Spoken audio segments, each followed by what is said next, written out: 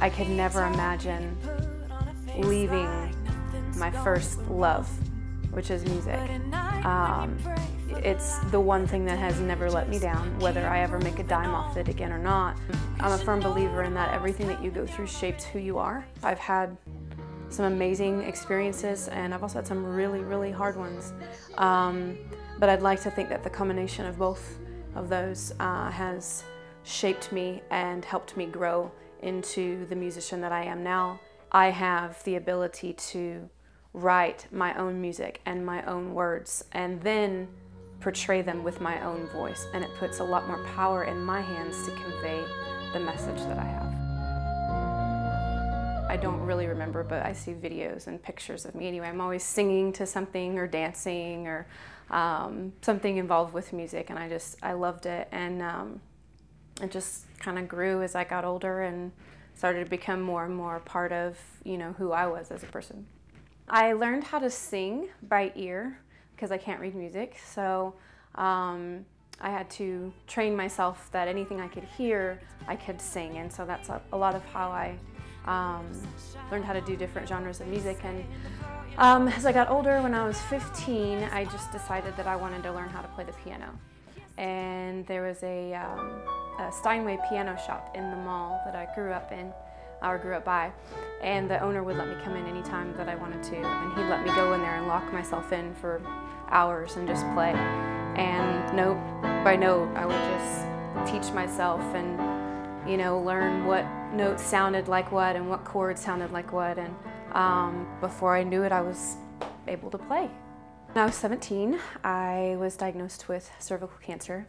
At the time, I was in a band when I was in high school, and it was something that I was very passionate about, and I just used music as a safe place. So for me, as I'm struggling and thinking about what may or may not happen, worst case scenario,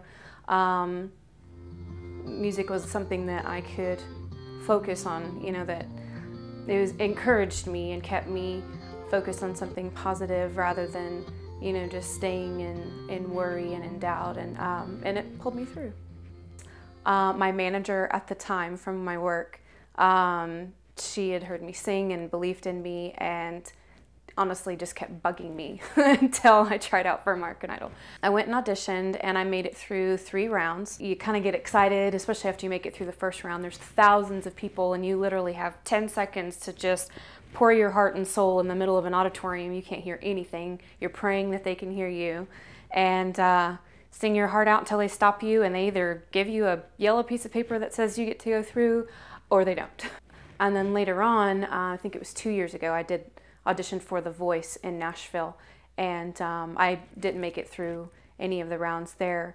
But I think as an adult going through something like that and having already been through American Idol, I wasn't disappointed whenever I got sent home. There's so many people that you meet that they don't have a lot of encouragement and support, and looking back over the years, I have had just an incredible amount of people that have encouraged me and supported me. My family, for one, has always believed in me, and regardless of our struggles or our, you know, trying times like any family goes through, they never stopped believing in who I was, and have always done their best to encourage that and want me to be who I'm supposed to be.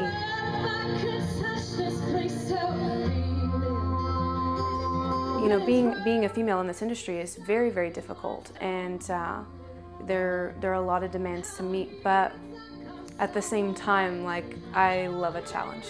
And so to be able to know that I have a lot of things against me simply because of my sex makes me even more excited to prove them wrong. That age doesn't matter, and you know, you don't have to be the thinnest woman in the industry, and you don't have to be this set, you know, thing that anyone is looking for. That you can simply be who you are and bring your gift and your spirit to what you do, and that can be good enough. I love playing in the lower registers because you can feel it. Like, even just sitting, you know, here, you can feel the vibrations in the floor when you're playing.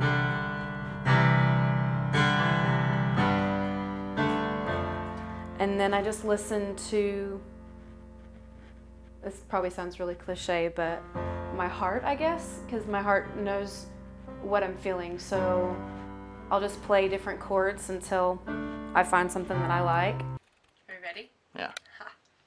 Right now I'm in a band called Marigold, and we're in the studio full-time trying to finish an album and also get a demo ready for Nashville. We have a few contacts there that are waiting to see some of our product, so we are trying to get that done as soon as possible, and that way we can continue to do what we do.